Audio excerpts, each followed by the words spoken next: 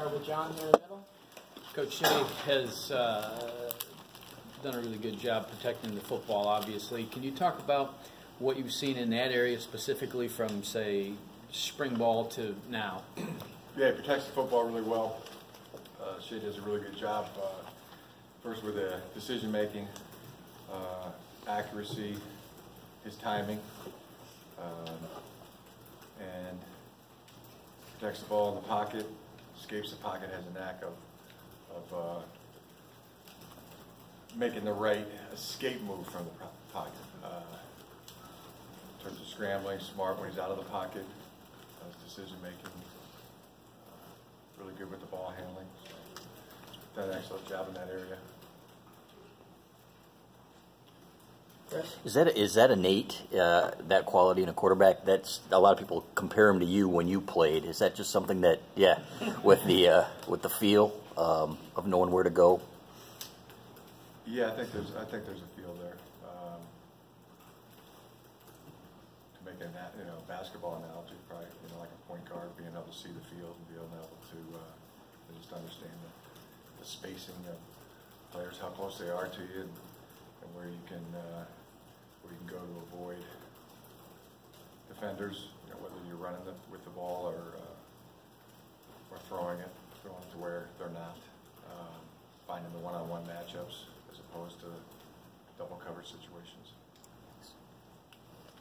On your left, Casey. Coach, status on Rashawn Gary? Still evaluating. We'll see. Haven't practiced yet this week, so no status report to update. Thank you. Nick? Going forward, you said everything. Did you guys find out better news on him, or Nick Curdoff? We think, better than what it looked, yeah. And then with, I think you said Tariq was going to meet with his doctor last week. Or what you guys have any news on Tariq? Continuing to progress nicely.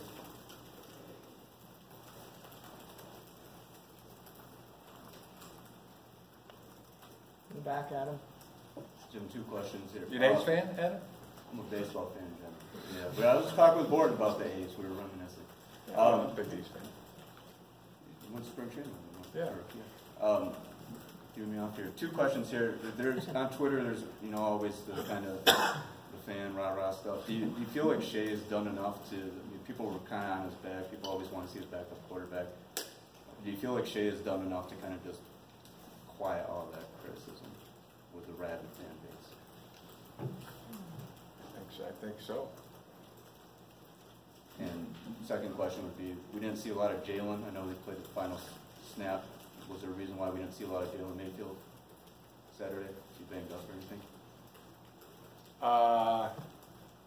He's working through something, yeah. Jalen.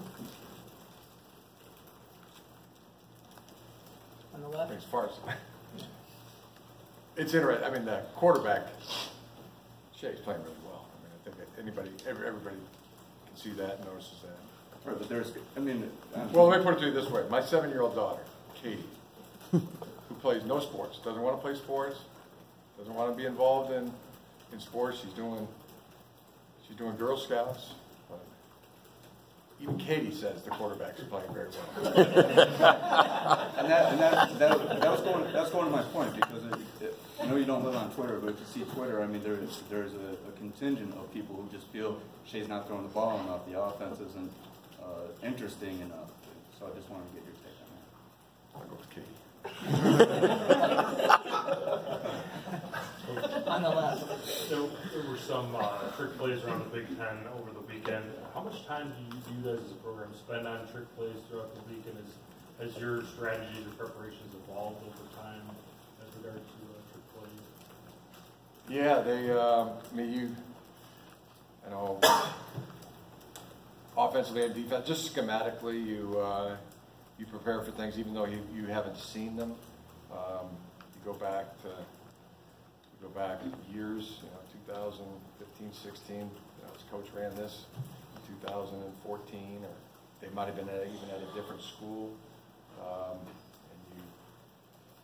And you're always on the alert for what could happen. But particular weeks that you spend? That's why, I mean, you talk about, schematically, defenses want to be gap set. You hear that terminology, you know, or they don't want to void a zone. You know, if you recklessly do things like that, then you're vulnerable to a trick play. And they you know, they still happen because of a eye distraction or a play that's so good. Yeah, they're the kind of things that keep you up at night.